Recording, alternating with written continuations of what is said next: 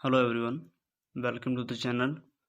आज की हमारी ये वीडियो सीबीएसई के अपडेटेड सिलेबस की सेकंड वीडियो है और इसमें मैं 3 टॉपिक्स पे जो है बात करूँगा, जिनमें से सबसे पहला टॉपिक हमारा होगा सिनेरियो मैनेजर, फिर होगा हमारे पास गोल सीक और तीसरा जो रहेगा वो होगा डाटा टेबल। तीनों में एक चीज़ कॉमन है कि ये तीनों ही व्हाट इफ एनालिसिस के अंडर आते हैं एक्सेल में। और व्हाट इफ एनालिसिस का मीनिंग है कि हम एक्सेल को कुछ डेटा प्रोवाइड करते हैं और फिर हम उससे ये एक तरह से क्वेरी की तरह पूछते हैं कि अगर इन वैल्यूज़ में से कोई एक वैल्यू एक्स की जगह पे वाई होती तो क्या रिजल्ट आता।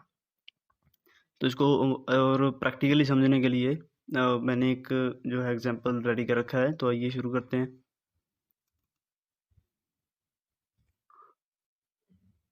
ओके, तो यहाँ पे हमारे पास सेम वही जो वर्कबुक है जो लास्ट वीडियो में थी, तो अभी मैंने इसमें और आगे जो नेक्स्ट हैं वो शीट्स ऐड कर दी हैं, जिनमें से एक सिनेरियो मैनेजर का है, then there will be goal seek और 2 जो हैं वो डाटा टेबल की होंगी।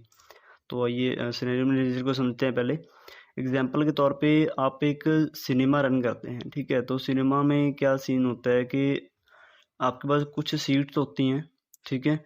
उसके बाद उन सीट्स को सेटअप करने की कॉस्ट है, फिर जो सिनेमा का जो एरिया आपने यूज़ करना है उसका एक रेंट भी आप पे करेंगे, वहाँ पे साउंड सिस्टम की कॉस्ट आएगी, लाइटनिंग की कॉस्ट आएगी, उसके बाद सिक्योरिटी की आएगी, ठीक है। इंश्योरेंस कुछ जो आप उसका करवाएंगे, ये सब आपके वहाँ पे क्या रहेंगे, ये कॉस्ट होगी, टोटल कॉस्ट।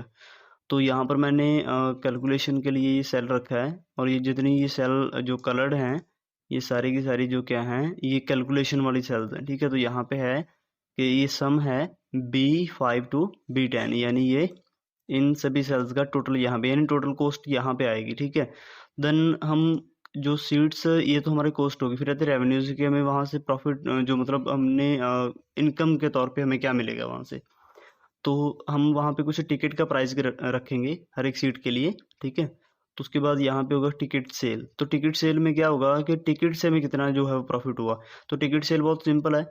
एग्जाम्पल के तौर पे अगर आपके पास 10 सीट हैं और एक सीट का जो टिकट प्राइस है वो 100 है, तो सिंपल है कि 100 इंटू में 10। तो मैंने यहाँ फॉर्मूला रखा है B3 इंटू B14। तो यहाँ पे ये B3 में जो है सीट है और B14 में हमारे पास है टिकट का प्राइस है।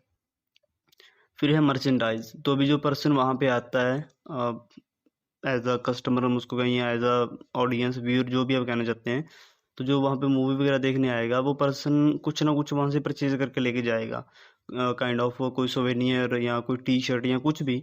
तो हमने यहाँ उसका प्राइस रखा है 200 इंटू B3 कि 200 रुपये का हम एवरेज मानते हैं कि 200 रुपये पर पर्सन जो सेल है हमारे मर्चेंडाइज की वो हो जाती है। उसके बाद है फूड एंड बेवरेज। तो वो पर्सन कुछ खाने के लिए भी लेगा, तो उसका हमने 300 कॉस्ट रखा है, ठीक है, पर सीट, और ये मल्टीप्लाई होकर यहाँ पे आ जाएगा। फिर उसके बाद है टोटल रेवेन्यू।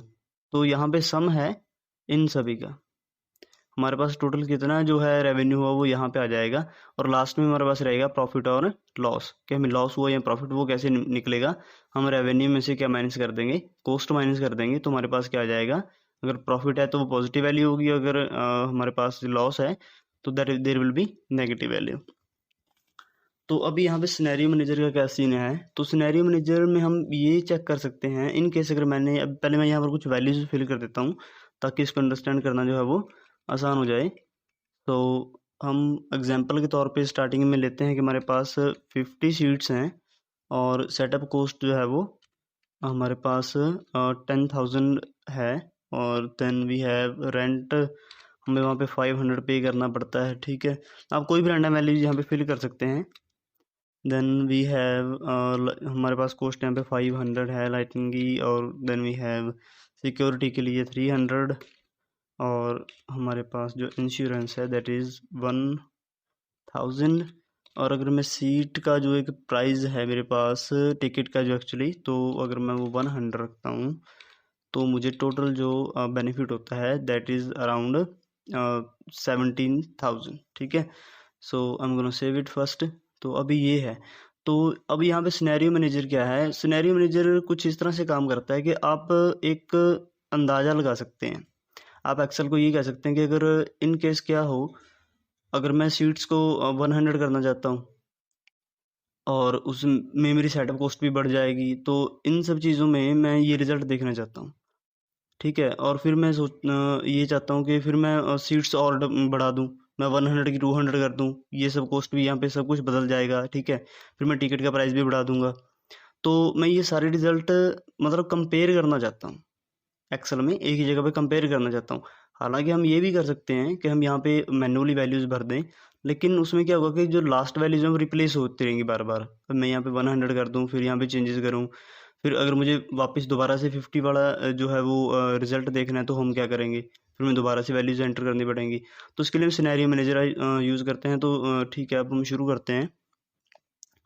सुनाओ, हमारे पास है, हम किसी भी सेल पे क्लिक कर सकते हैं, लेकिन आप ये हम बाद में भी सिलेक्शन जो है वो कर सकते हैं, लेकिन अगर आप शुरू में ही उन सेल्स को सिलेक्ट कर लें जिनमें आपके पास वैल्यूज़ हैं, याद रहे वैल्यूज़ हैं और ना कि फॉर्मूलाज, ठीक है। तो आप वैल्यू वाली सेल्स को सिलेक्ट कर लें, और सिलेक्ट का जो शॉर्ट मेथड होता है वो बहुत सिंपल है, कंट्रोल होल्ड करके रखें और आप रैंडम सेल्स को सिलेक्ट कर सकते हैं।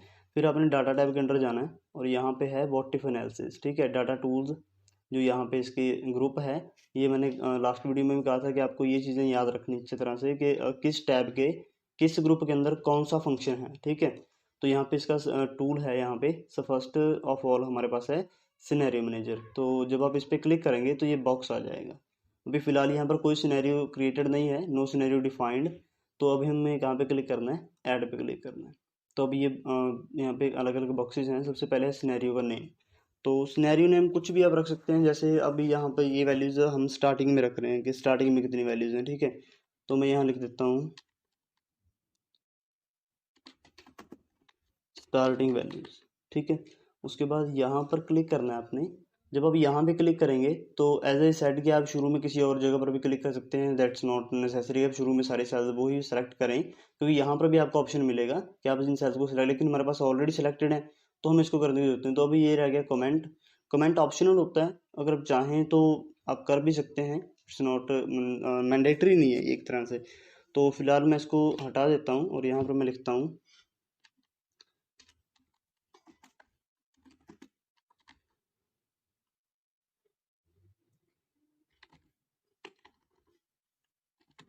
Values in start. ये अभी हम नहीं कर रहे, ये बाद में हम जब नेक्स्ट वीडियो में किसी में डिस्कस करेंगे। तो आपको सिर्फ जस्ट ओके पे क्लिक करना है। अब ये आपकी वैल्यूज पिक कर लेगा, ठीक है, जो वैल्यूज आपने फिल की। यहाँ पर एक प्रॉब्लम है, इस चीज़ का ध्यान रखें। जैसे यहाँ पे सीरियल आ रहा है 1 2 3 4 5 और हमारे पास वैल्यूज ज़्यादा हैं 50, यानी 1 2 3 4 5 6 7 8 8 वैल्यूज हैं। तो ऐसा नहीं है कि अगर मैं अभी जैसे मुझे पता है कि 500 B8 सेल है, तो B8 सेल ये लाइटनिंग के लिए है, और सिक्योरिटी के लिए जब मैं स्क्रॉल डाउन करूंगा तो यहाँ पे 6 नहीं आएगा। कीप इन माइंड कि यहाँ पे 6 नहीं आएगा। तो आपको यहाँ पे सेल का ध्यान रखना है कि सेल कौन सी है, ठीक है। तो अभी आपने सिंपली क्या कर देना है, ऐड करना है इसको, यानी एक हमारा सिनेरियो ऐड हो गया है जिसका नाम हमने क्या रखा है, स्टार्टिंग समथिंग। तो अभी मैं क्या करता हूँ कि मैं इसको चेंज करने की कोशिश करता हूँ। मैं सोचता हूँ कि अगर मेरे पास सीट्स 50 नहीं बल्कि 100 होती, तो यानी मैं थोड़ा सा इसको बढ़ा देता हूँ। तो मैं इसको रखता हूँ मीडियम रेंज, मीडियम वैल्यूज। तो अभी यहाँ पे सेम वही सेल सेलेक्टेड रहेंगी। कमेंट आप चाहें तो रख सकते हैं, नहीं चाहते तो हटा दें। ओके पे क्लिक करें। अब आपको यहाँ पर वैल्यूज फिल करनी है। एग्जाम्पल के तौर पे मैं सीट्स की वैल्यू को जो है वो 100 कर देता हूँ। तो मेरे पास जो कॉस्ट है वो भी 20,000 हम कर लेते हैं इसको। और यानी हम रैंडम कुछ भी वैल्यूज जो अकॉर्डिंग टू द सिनेरियो आपके पास होगा, you can use that those values.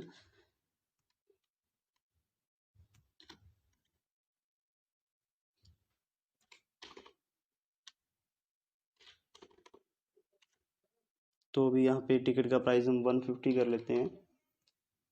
Okay. तो अभी आपको इसको ऐड कर लेना है। तो अब जितने सिनेरियो चाहें उतने ऐड कर सकते हैं, और ज़रूरी नहीं है कि यहीं पे ऐड करने हैं। आप चाहें तो इसको अभी ओके करके बाद में भी ऐड कर सकते हैं, ठीक है। वो भी मैं आपको थोड़ी देर में बताता हूँ कि दोबारा अगर ऐड करना हो तो कैसे करते हैं। तो फिलहाल हम एक और सिनेरियो बनाएंगे, उसमें हम काफ़ी ज़्यादा वैल्यूज रखेंगे। तो अभी सीट्स मैं इसको दे रहा हूँ नाम वैल्यू, लार्ज वैल्यू। तो सेम वही है मेथड। कमेंट अगर आप रखना चाहते हैं तो रखें, नहीं तो काट दें। ओके पे क्लिक करना है। वैल्यूज को चेंज करना है। Now this time I am just doing it 200 and then we have setup cost में इसको और काफ़ी ज़्यादा बढ़ा देता हूँ 40,000 एंड देन वी हैव बाकी जो है मैं इनको राउंड कर देता हूँ सभी को 1000 पे। और जो हमारे पास इंश्योरेंस है दैट इज़ मैं इसको 5000 करता हूँ। कॉस्ट यहाँ पे सॉरी टिकट का जो प्राइस है दैट इज़ मैं कीपिंग इट 300, ठीक है। And now simply you have to click on okay. अगर आपको और ऐड करने हैं सिनेरियो तो आप क्या करेंगे, ऐड पे क्लिक कर देंगे, ठीक है। अभी आपको ओके पे क्लिक करना है। So now what is the satisfying thing here, जब आप स्टार्टिंग वैल्यू पे डबल क्लिक करते हैं तो स्टार्टिंग वैल्यू डिस्प्ले हो रही है। अब इसमें चेंज नहीं आ रहा, रीज़न क्या, ऑलरेडी स्टार्टिंग वैल्यू ही डिस्प्ले हो रही थी। तो अभी मैं क्या करता हूँ कि मीडियम पे क्लिक करता हूँ। तो अभी आप देख सकते हैं कि जो मीडियम वैल्यूज हमने रखी थी 100 20,000 अकॉर्डिंग टू दैट जो रिजल्ट आना चाहिए वो हमारे पास आ रहा है, ठीक है। तो अगर मैं लार्ज वैल्यूज रखना चाहता हूँ तो मैं लार्ज वैल्यू चेक कर सकता हूँ। मुझे फिर से स्टार्टिंग वैल्यू चेक करनी है तो मैं स्टार्टिंग वैल्यू चेक कर सकता हूँ। So this is the reason कि हम उसमें डायरेक्टरी वैल्यूज एंटर नहीं करते, बल्कि सिनेरियो मैनेजर में करें तो ज़्यादा बेहतर है।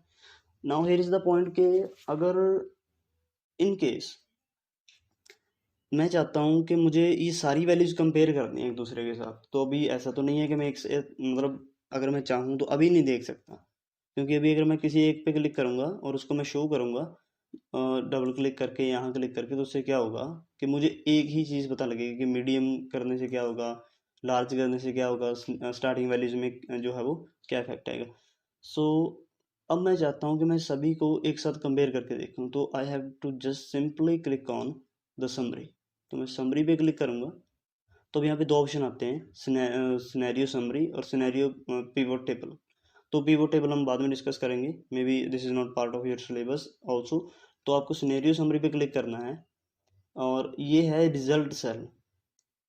Excel is enough intelligent to understand कि आप एक्चुअली क्या देखना चाहते हैं, क्योंकि हमारा मेन मोटिव क्या है कि हमें प्रॉफिट और लॉस चेक करना है। और एक्सेल सभी फॉर्मूलाज को इवेल्युएट करके, एनालाइज करके, I mean not evaluate, analyse करके ये समझ लेता है कि आप फाइनली क्या फाइंड करना चाहते हैं, प्रॉफिट और लॉस करना चाहते हैं find. So you have to just by the way it's automatically picked, और अगर नहीं भी होता सेलेक्ट तो आप जिस सेल को चेक करना चाहते हैं आप वो कर सकते हैं, ठीक है। तो अभी हम यहाँ पे ओके करेंगे। So you see a change कि यहाँ पे सिनेरियो समरी की एक अलग से जो है वो शीट बन गई है। तो इसमें क्या है कि आपके पास सिनेरियो समरी में सब कुछ आया हुआ है। यहाँ पे ये करंट वैल्यूज़ हैं, अभी जो वैल्यूज़ थी, ठीक है। जैसे मैं अभी दिखा देता हूँ, शुरू में हमारे पास जो थी 50 वाली वैल्यूज़ थी यहाँ पे, अभी ये वैसे 100 वाली आ रही हैं क्योंकि मैंने मीडियम वाला रन कर दिया था सिनेरियो। तो मैं उसके बाद ये करंट वैल्यूज़ है हमारे पास। तो फिर तक स्टार्टिंग में जो हमने सिनेरियो बनाया उसमें कितनी वैल्यूज़ थी हमारे पास, यहाँ पे ये इतनी वैल्यूज़ थी, उसके अकॉर्डिंग हमें कितना प्रॉफिट लॉस हो रहा है इट इज़ बीइंग शोन, यहाँ पे डिस्प्ले हो रहा है हमारे पास।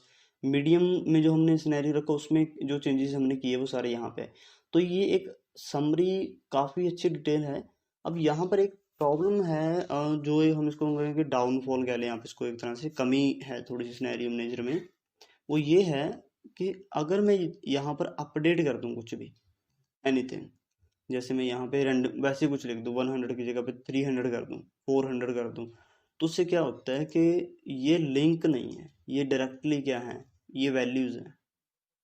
तो उसमें प्रॉब्लम आएगी आपको। अगर आप यहाँ पर 500 करना चाहते हैं तो आपको न्यू सिनेरियो बना के दोबारा से जो है समरी वो जनरेट करनी पड़ेगी। ऐसा नहीं होगा कि आप एक, जैसे मैं भी जैसे वॉट इफ एनालिसिस में जाके सिनेरियो मैनेजर पे जाऊँ और एक नया सिनेरियो ऐड कर दूँ, यहाँ पे कुछ भी नाम दे के वैल्यूज चेंज कर दे, 500 समथिंग ऐसे कुछ रख देता हूँ। तो ऐसा नहीं है कि उसमें ओके वगैरह करने से या मेरे पास यहाँ पे समरी में ऑटोमेटिकली ऐड हो जाएगा, ऐसे नहीं है। देर आर नो रेफरेंसेज, ये डायरेक्ट क्या होती हैं, वैल्यूज। तो अगर आप और सिनेरियो ऐड करते हैं तो आपको सिनेरियो समरी दोबारा से जनरेट करनी पड़ेगी। तो दिस इज़ द डाउनफॉल। तो सिनेरियो मैनेजर आई थिंक आपको क्लियरली अंडरस्टैंड हो गया होगा। तो अभी हमारा है next topic that is goal seek. मैं एक बार फिर से थोड़ा सा आपको बता देता हूँ।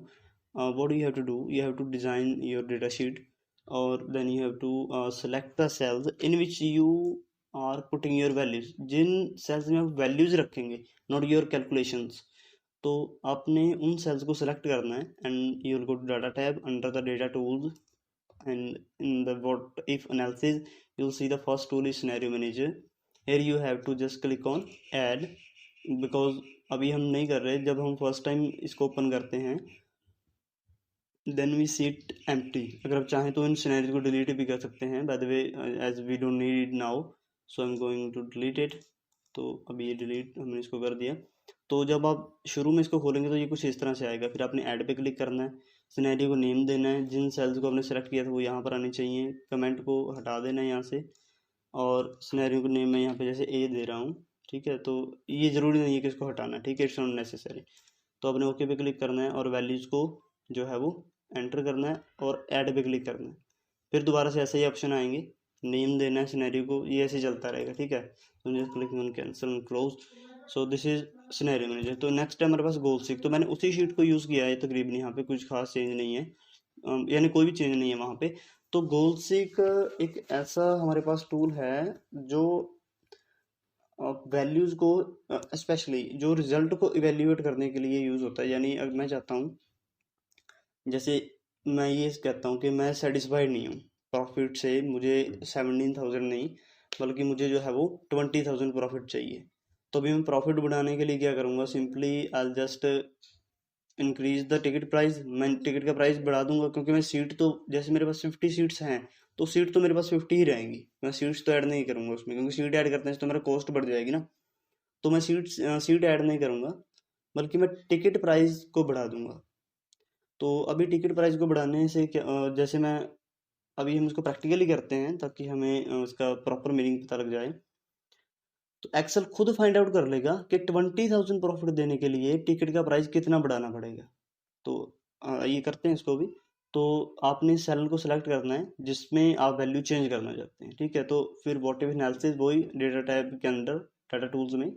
तो अभी आपने दूसरा टूल जो है वो लेना है, दैट इज गोल सीक। तो यहाँ पे है कि सेट सेल। सेट सेल का मतलब है कि वो सेल सेलेक्ट करो जिसमें आप वैल्यू चेंज करना चाहते हैं, ठीक है। फिर उसके बाद कितनी वैल्यू, कि उस सेल में कितनी वैल्यू करनी है आपको। जैसे अभी मैंने कहा कि I want 20,000।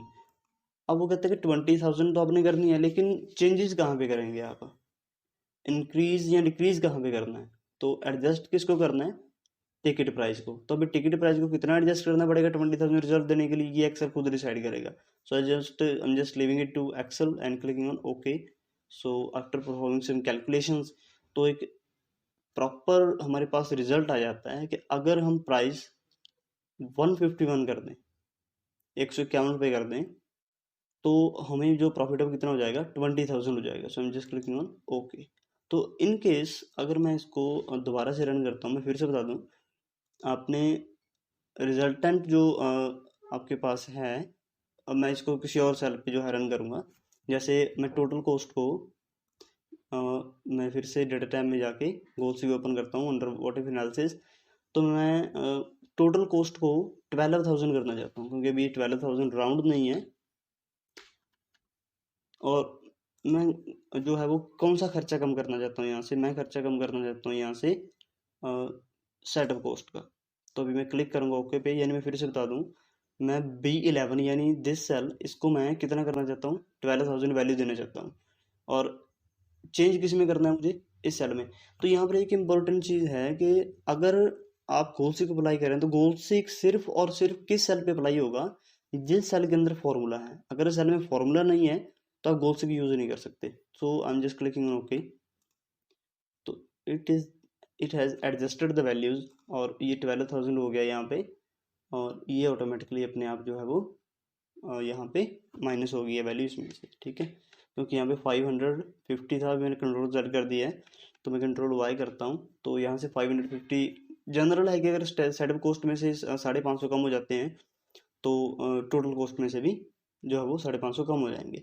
So this is goal seek. I hope कि आपको ये अंडरस्टैंड हो गया हो। तो अभी हमारे पास आता है थर्ड और व्हाट इफ एनालिसिस का एक, हम कहें कि इन वैसे तो सारे टूल्स ही एक्सेल के मतलब एक्सेलेंट टूल्स हैं, तो लेकिन अगर मैं कहूँ कि डाटा टेबल, तो अभी इन तीनों टूल्स में से वैसे तो वो नीड पर डिपेंड करता है, लेकिन डाटा टेबल जो है मुझे वो तीनों टूल्स में से सबसे जो है एक इफेक्टिव टूल नज़र आता है अकॉर्डिंग टू द नीड। और ये काफ़ी कॉम्प्लिकेटेड भी है, तो मैं इसको 2 एग्जांपल में समझाऊंगा, ठीक है, ताकि ये पूरी तरह से क्लियर हो जाए। तो फर्स्ट ऑफ ऑल तो मैंने लास्ट वीडियो में बोला था कि एक्सेल के जो टूल्स हैं वो अगर वो हम कहते हैं एनालिसिस, तो एनालिसिस के अंदर क्या होता है कि आप पूरा स्ट्रक्चर एक तैयार करते हैं चीज़ का। ऐसा नहीं है कि अब अगर मैं गोल सीख के ले लूँ, तो अगर आपके पास फॉर्मूला वाली कोई सेल ही नहीं है तो आप गोल सीख कैसे यूज़ कर सकते हैं। ठीक है, तो एग्जैक्टली इसी तरह से, और डाटा टेबल तो इससे थोड़ा ज़्यादा एडवांस हो जाता है। तो उसमें पहले आप एक मॉडल रेडी करते हैं। डाटा टेबल एक मॉडल पे काम करेगा, यानी उसमें भी एक तरह से फॉर्मूला होना ज़रूरी है। तो मैं यहाँ पे इस मॉडल को पहले आपको जो है एक्सप्लेन कर देता हूँ। तो यहाँ पे हमारे पास एक मॉडल है। तो ये मॉडल में क्या है कि हमारे पास दो वैल्यूज़ हैं, इनपुट 1 और इनपुट 2। तो मैंने इनको मल्टीप्लाई कर रखा है और इसका रिजल्ट जो है वो कहाँ पे आ जाता है, इस सेल में। और इसमें आप फॉर्मूला भी चेक कर सकते हैं, D5 इंटू D7।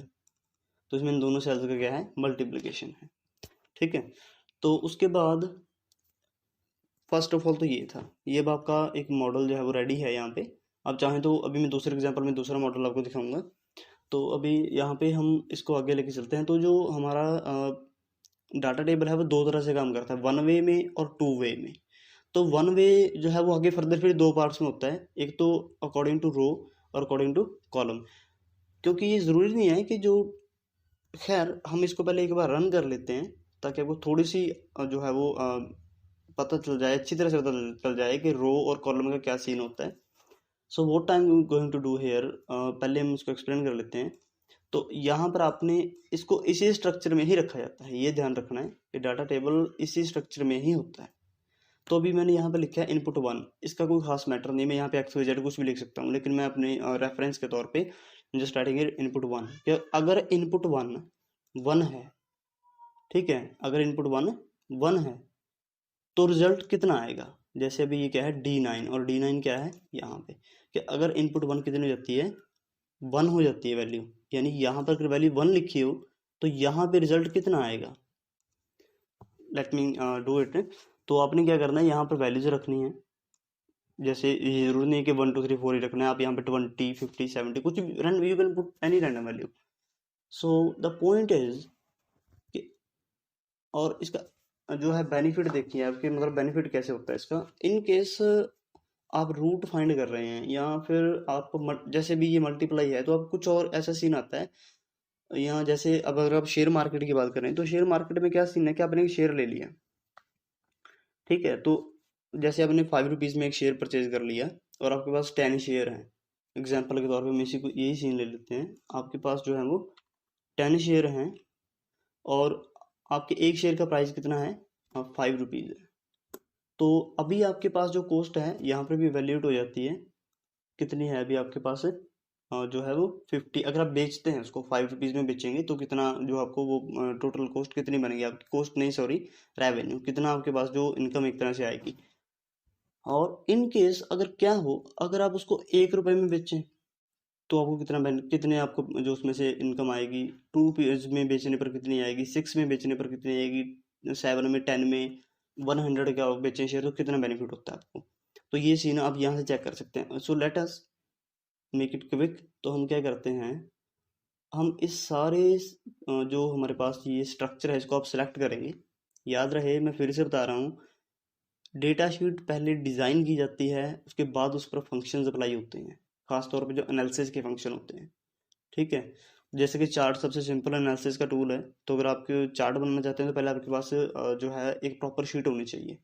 ठीक है, खैर, तो यहाँ पे हमने इसको सिलेक्ट किया और व्हाट इफ एनालिसिस के अंदर आपके पास आता है डेटा टेबल। तो मैं यहाँ पे क्लिक करता हूँ तो it ask me two things, row input cell और कॉलम इनपुट सेल।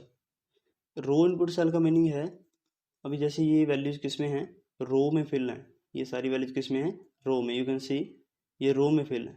ठीक है, तो रो में मैं चाहता हूँ कि मेरी पहली वैल्यू कौन सी होगी, तो मैं सिलेक्ट यहाँ पे किसको करूँगा, D5 को।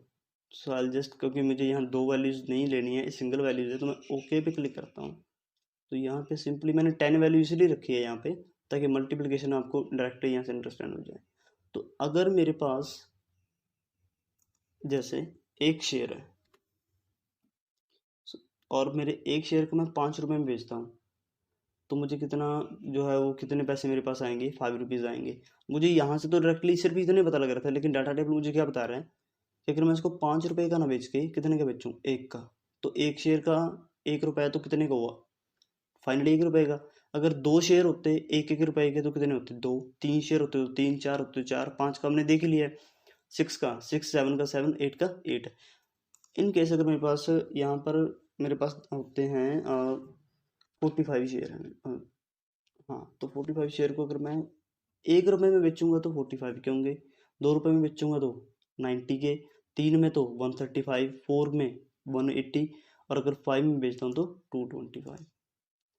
सो दिस इज रो। तो अब है कॉलम। तो कॉलम में क्या सीन होता है कि आप उसी तरह से वही इनपुट 2 लिखेंगे यहाँ पे, और यहाँ पर क्या रखेंगे, वैल्यूज रखेंगे। मैंने यहाँ पे 1 to 10 लिखा हुआ है, तो अभी यहाँ पर आपने क्या लिखना है, सेम इसी सेल का रेफरेंस आपने देना है D9 का। तो अभी जैसे उसको सिलेक्ट किया था, इसको भी कर लेना है। What if analysis data table. तो अभी वैल्यूज किस में है, कॉलम में, कौन से में, बी और सी में। तो आप कहाँ वैल्यू फिल करेंगे, यहाँ पे, और यहाँ पे किसकी वैल्यू आएगी, 45 की। तो अभी ओके पे क्लिक करना है, और अकॉर्डिंग टू 45 आपके पास यहाँ पर रिजल्ट जो है वो डिस्प्ले हो जाएगा। कि अगर आपके पास, मैं यहाँ पर वैल्यू 1 कर देता हूँ, 1 रुपीज़ में मैं बेच रहा हूँ, कितने बेचे, 45। तो खैर यहाँ पर 45 की तो वैल्यू नहीं है हमने रखी, तो मैं आउट ऑफ 1 और 10 तक कोई एक वैल्यू लेता हूँ। जैसे मैं यहाँ पे लेता हूँ 6। तो अगर मैं 6 रुपीज़ में जो है वो बेचता हूँ एक शेयर को, तो मेरे पास जो वैल्यू है वो ऐसे आती है। खैर हम इसको शेयर के चक्कर में ना पढ़ के हम इसको डायरेक्टली देखें, तो हम इसको मल्टीप्लिकेशन के तौर पे भी देख सकते हैं। जैसे यहाँ पर मैं रखता हूँ कि मेरे पास ऊपर वैल्यू 5 है, और वो 6 से मल्टीप्लाई होती है, तो कितना आता है, 30। लेकिन अगर 5 की जगह पे कितना होता, 1, तो रिजल्ट क्या आता, 1 इंटू 6 कितना आता, 6। अगर यहाँ पर क्या होता, 2, तो 2 इंटू 6 क्या रिजल्ट आता, 12। I think you may be, आपको अब तक समझ में आ गया होगा। यानी कन्फ्यूज़न क्रिएट करने की जो है वो इतना थोड़ा कॉम्प्लिकेटेड ज़रूर है, लेकिन अभी हम जब इसको 2 वे में करेंगे तो ये और आसान हो जाएगा। खैर, अब 2 वे को डिज़ाइन कैसे दिया जाता है, 2 वे को डिज़ाइन देना बहुत सिंपल है। जो ये सेल है आपके पास यहाँ पे, इस सेल यानी this one, that is D9। तो D9 को रेफरेंस यहाँ पे देना है। ये ध्यान में रहे, जब रो है तो डाउन साइड यहाँ पे आएगा रेफरेंस, और जब कॉलम है तो राइट साइड पे आएगा। और जब आपके पास व्हाट डू यू से व्हेन यू हैव 2 वे, तो 2 वे में डिज़ाइन कैसे दिया जाता है, अपर साइड रो की वैल्यूज आएंगी, और डाउन साइड सॉरी जो इसमें वर्टिकल में क्या आएंगी, कॉलम की वैल्यूज। तो अभी आपने क्या करना है, इसको सेलेक्ट कर लेना है, and you will just go to data table, and row input cell में यहाँ पर ये पहली सेल है, रो वाली सेल कौन सी है, ये, और कॉलम वाली सेल कौन सी थी, दिस वन। तो मैं ओके करता हूँ, अब ये दोनों को कर देता है रन। कहते अगर ऊपर वाले बॉक्स में 1 है और नीचे वाले बॉक्स में भी 1 है, तो रिजल्ट क्या आएगा, 1। अगर ऊपर वाले बॉक्स में क्या है, 1 है, और नीचे वाले में क्या है, 2। ऊपर वाले में 1 है, नीचे वाले में 2 है, तो रिजल्ट क्या आएगा, 2। अगर ऊपर वाले बॉक्स में 7 है, और नीचे वाले बॉक्स में क्या है, 6, ऊपर वाले में क्या है, 7, नीचे वाले में क्या है, 6, तो रिजल्ट क्या आएगा, 42। आई थिंक आपको डेटा टेबल अंडरस्टैंड होगा। ये एक छोटा सा बेसिक्स एग्जांपल था। इसको और क्लियर करने के लिए ताकि हम क्योंकि रियल लाइफ जो सिनेरियो होता है वो देना ज़रूरी होता है, तो हम सेकंड एग्जांपल लेते हैं। सो हमारे पास सेकंड जो शीट है दैट इज डेटा टेबल 2। यहाँ पर मैंने जो मॉडल कुछ इस तरह से रखा है, मेरे पास कुछ अमाउंट है, ये सिंपल इंटरेस्ट है, फिर रेट है, देन वी हैव टाइम, और यहाँ पे हमारे पास क्या है, इंटरेस्ट है। तो अभी हम इसमें से कोई एक वैल्यू जो है इवेल्यूएट कर सकते हैं। मैं मानता हूँ कि यहाँ पर मेरे पास यानी अगर मैं एग्जांपल के तौर पे देखूँ, तो अब मैं इसको ऐसे मानता हूँ कि हमने लोन लिया, तो मैंने यहाँ पे ये हमारे पास बनता है 45,000 का लोन है। अब मुझे ये इवेल्यूएट करना है कि अगर ये लोन मुझे अलग अलग रेट पे मिलता है, इंटरेस्ट के अलग अलग रेट पे, जैसे मैं यहाँ पे रेट फिल कर देता हूँ, और मैं यहाँ लिखता हूँ कि 0.25।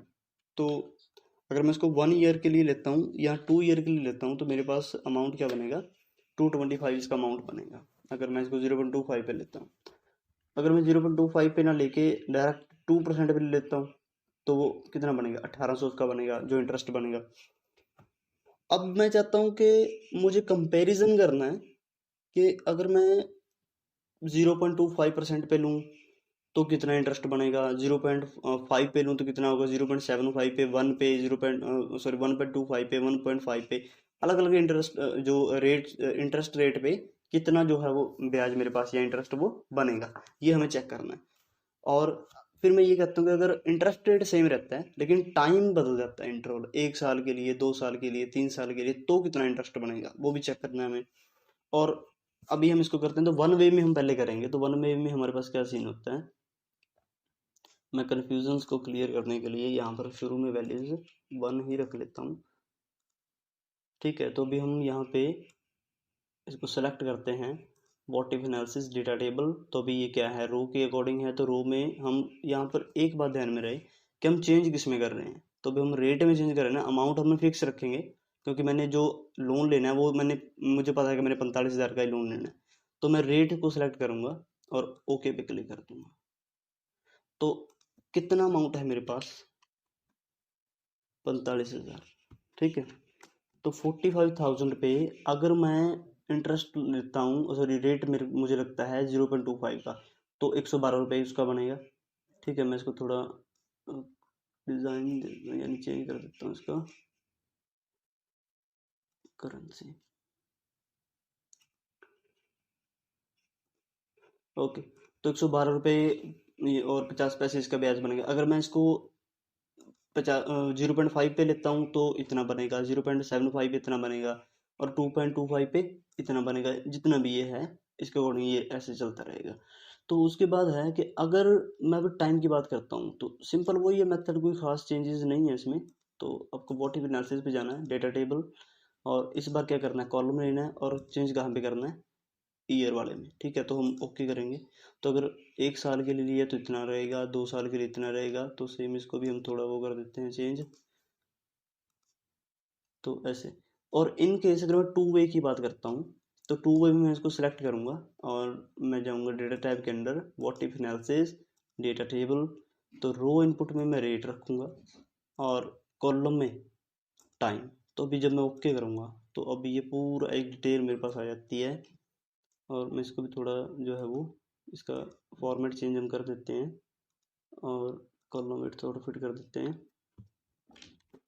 तो अभी यहाँ पे क्या है सीन कि ये पूरा एक डिटेल्ड चार्ट आपको मिल गया कि सिंपली अगर आप जो 45,000 आपके पास रुपीज़ है, अगर आप उसको 5 साल के लिए लेते हैं, उस पे क्या कहते हैं लोन पे लेते हैं, कितने परसेंट ब्याज से, 2% से, तो कितना अमाउंट बना, 45।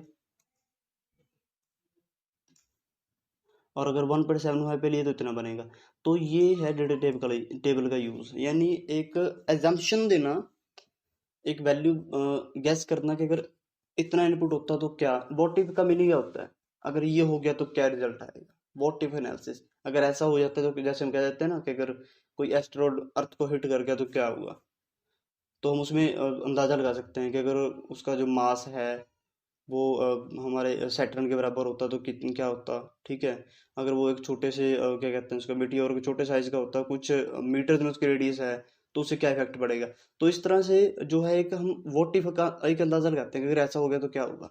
तो ये एक व्हाट इफ एनालिसिस है बहुत अच्छा, कि अगर आपने यहाँ पे 1% की जगह पे 0.25 लिखा होता तो कितना इंटरेस्ट बनता। तो ये जरूरी नहीं है कि यही एग्जांपल है, आप इसको किसी भी जगह पे यूज कर सकते हैं, वो डिपेंड करता है कि सिनेरियो और नीड किस चीज़ की है। ठीक है, तो अभी मैं मेरे ख्याल से इतनी एक्सप्लेनेशन काफ़ी है। तो अभी आपको आई होप, और गोल सीक के बारे में मैं आपको थोड़ी सी नेक्स्ट जो हमारा ट्यूटोरियल होगा उसके लिए मैं थोड़ा सा आपको बता देता हूँ। तो अभी यहाँ पर गोल सीक में हमने एक चीज़ नोट की कि मैं चाहता हूँ कि मेरा टोटल कॉस्ट जो है वो 12,000 हो जाए। और मैं ये भी चाहता हूँ कि मेरे पास जैसे अभी ये कितना हो गया था, अभी हमारे पास ये 9,450 हो गया, लेकिन मैं चाहता हूँ कि ये 9,500 से कम नहीं होना चाहिए। यानी ये जो 50 रुपये यहाँ पे हुए हैं ना ऐड, सॉरी कम हुए हैं, तो वो ऐड कम नहीं होने चाहिए थे। तो ये एडजस्टमेंट कहाँ पे हो जाए, जो 50 रुपीज़ वाली एडजस्टमेंट है वो यहाँ पे आ जाए। यानी मैं ये बताना चाहता हूँ कि गोल सीक में हम किसी एक वेरिएबल को चेंज कर सकते हैं, जैसे हमने इसको कर दिया। ठीक है, तो अभी जैसे मैं यहाँ पे डायरेक्टली वैल्यू वैसे भर ही देता हूँ क्योंकि इसको, ठीक है। तो अभी जैसे हमारे पास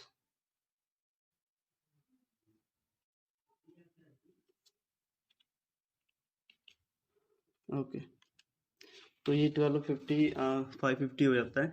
सो आई वांट कि यहाँ पर मैं 12,000 कर दूँ, ठीक है। लेकिन मैं ये भी चाहता हूँ कि ये वैल्यू हमारे पास, या मैं चाहता हूँ कि यहाँ पे 10,000 हो जाए। मैं थोड़ा इसको परफॉर्म भी कर देता हूँ अभी, ताकि आपको नेक्स्ट टॉपिक के अंदर क्या कुछ होगा वो आपको अंडरस्टैंड हो जाए। तो मैं गोसिक पे जाता हूँ, मैं इसको डायरेक्टली 10,000 कर देता हूँ। और चेंज मैं कहाँ पे कर रहा हूँ, यहाँ पे। अगर मैं इसको ओके कर दूँ तो ये मेरा कितने पे चला गया, 7,450 पे चला गया। मैं ओके करता हूँ, खैर। लेकिन मैं चाहता हूँ कि ये जो मैंने किया ये 9,000 से कम नहीं होना चाहिए। तो ऐसी कोई पॉसिबिलिटी नहीं है कि आप इसको 9,000 से कम ना होने दें। यानी यहाँ पे तो जो चेंज है वो 1,000 का आए, लेकिन यहाँ पे कितने का आ जाए, यहाँ पे 2,000 का आ जाए। ऐसा कोई पॉसिबल वे नहीं है। लेकिन एक तरीका है, अगर एक्सेल को हम ये बताएं कि आपने 9,000 तक तो चेंज यहाँ पे करना है, और जो बाकी बच गया वो चेंज आप किस में कर देंगे, रेंटल में। फिर रेंटल पे भी मैं ये लगा देता हूँ कि यहाँ पे भी सिर्फ 300 तक ही चेंज करना है, उससे ज़्यादा नहीं करना आपने। फिर बाकी चेंज कहाँ पे करना है, बाकी इन तीनों में कहीं पे भी कर सकते हैं, इन चारों में। इंश्योरेंस में कर सकते हैं आप चेंज। तो ये आपका नेक्स्ट टॉपिक होगा, दैट विल बी सॉल्वर। और जो गोल सीक के मुकाबले में काफ़ी ज़्यादा एडवांस लेवल का टॉपिक है। तो खैर आज की हमारी इस वीडियो के लिए इतना ही। आई होप कि आपको ये जो टॉपिक्स थे तीनों काफ़ी अच्छी तरह से क्लियर हो गए होंगे। नेक्स्ट वीडियोस को देखने के लिए चैनल को सब्सक्राइब करें और कमेंट ज़रूर करें, और ये भी लिखें कि आपको किस जो है टॉपिक में क्या समझ में नहीं आया, या कहीं भी कोई प्रॉब्लम है, या कुछ आपको रिपीट में कुछ भी क्वेश्चन पूछना है तो आप कमेंट में वो पूछ सकते हैं। Thank you for watching the video.